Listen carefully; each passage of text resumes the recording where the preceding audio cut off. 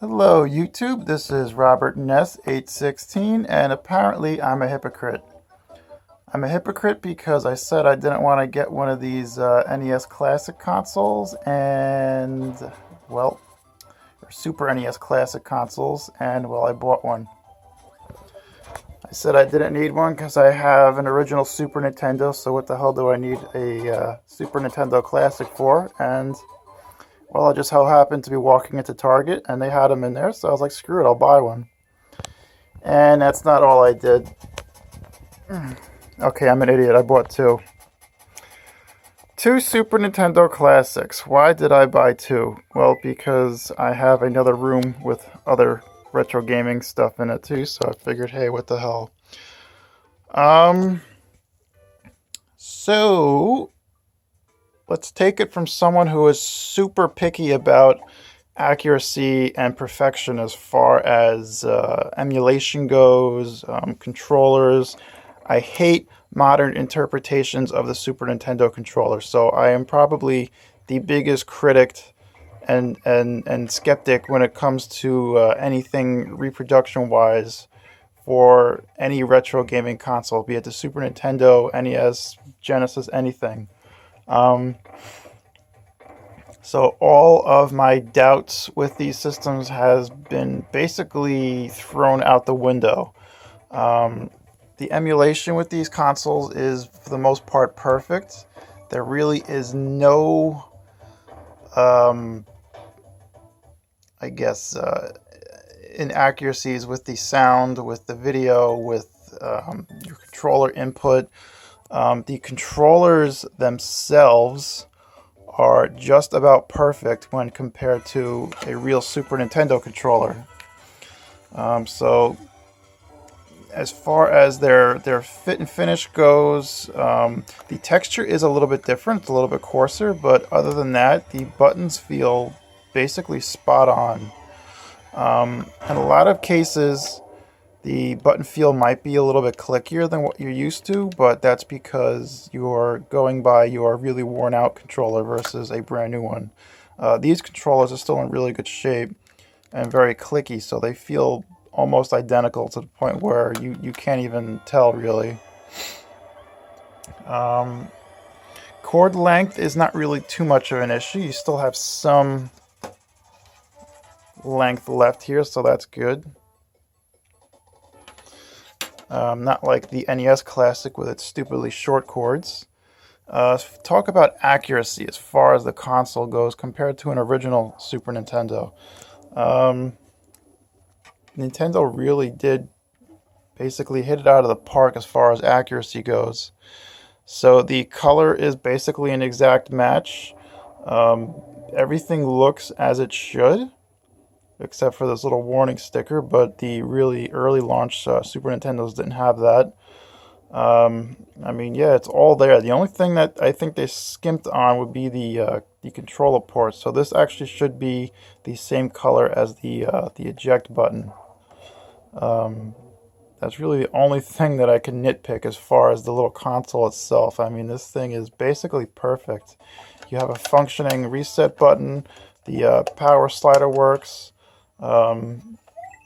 Just a neat little device. So obviously the hardware inside is not going to be the same.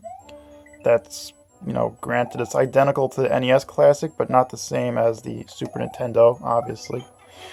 So one thing that a lot of people were curious about was if the top and bottom shells of the Super Nintendo were originally different colors. And yes, they were. So Nintendo actually did get that down perfectly.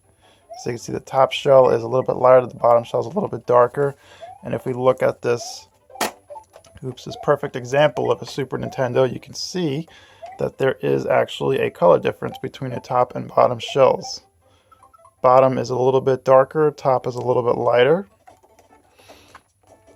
Obviously the bottom is going to be different due to differences in FCC regulations, and obviously the product itself is different. But it's all there pretty much. The little vents in the back are the same. The vents in the front are different, so they've been made into little I guess, finger slots here, so you can pull out these front controllers here, or yeah, controller ports here. But yeah, I mean, I know this is one critic that has been silenced. So all the hype with these things, I can understand it now, because it is definitely a very neat little system. I do intend to mod these in the future to put the rest of the Super Nintendo library on them.